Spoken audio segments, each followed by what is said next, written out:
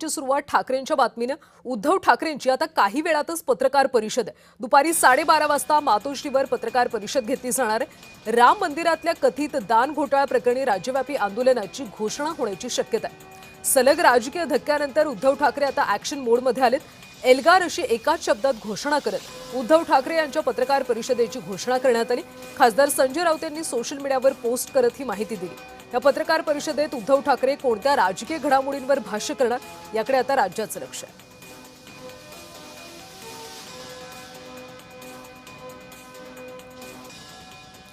आणि या पत्रकार परिषदेसंदर्भात अधिकची माहिती घेऊयात आमच्या प्रतिनिधी भाग्यश्री प्रधान यांच्याकडून।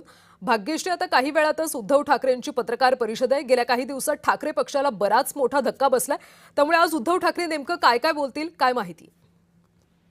नक्कीच आपण बघणं हे गरजेचं आहे। त्याच्या आधीची जी सिच्युएशन आहे ती मागच्या आठवड्यात आपण जर बघितलं तर त्यांचे जे खासदार आहेत ते फुटलेले पाहायला मिळाले। आणि आज जर आपण 2 दिवसापूर्वी बघितलं तर सचिन अहिर यांनी कोणतीही पूर्वसूचना न देता थेट त्यांनी उपसभापती पदासाठी जो अर्ज केला तो महायुतीकडून केला। आणि ज्यावेळेला त्यांनी अर्ज केला त्यावेळी त्यांनी सगळ्यांना मेसेज केले, म्हणजे आदल्या दिवशीपर्यंत जो व्यक्ती त्यांच्या विरोधात बोलत होता त्याच व्यक्तीने अचानक जाऊन त्यांच्या बरोबर सत्तेत बसणं हे नेमकं काय होतं हे कोणालाच उलगडण्यासाठी गोष्ट नव्हती। आणि त्यामुळे कुठेतरी एक नाराजी जी होती ती देखील पाहायला मिळाली। त्यानंतर जर आपण बघितलं तर सातत्याने जी काही नावं होती ती देखील समोर येत होती आणि बोललं देखील जात होतं की आमदार फुटणार आहेत, आमदार फुटणार आहेत। त्यामध्ये जर आपण बघितलं तर सुनील शिंदेचं नाव देखील समोर आलं होतं की आमदार सुनील शिंदे जे आहेत ते देखील फुटण्याच्या वाटेवर आहेत। मात्र ह्या सगळ्याला सुनील शिंदेंनी कुठेतरी उत्तर देत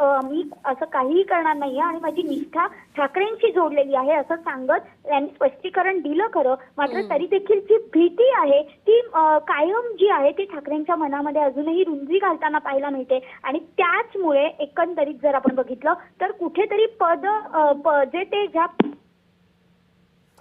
नक्कीच भाग्यश्री, त्यामुळे राम मंदिरातला दान घोटाळा आहे त्या प्रकरणावर आणि सध्याच्या राजकीय घडामोडींवर उद्धव ठाकरे काय बोलतात हे पाहावं लागेल। धन्यवाद माहितीसाठी।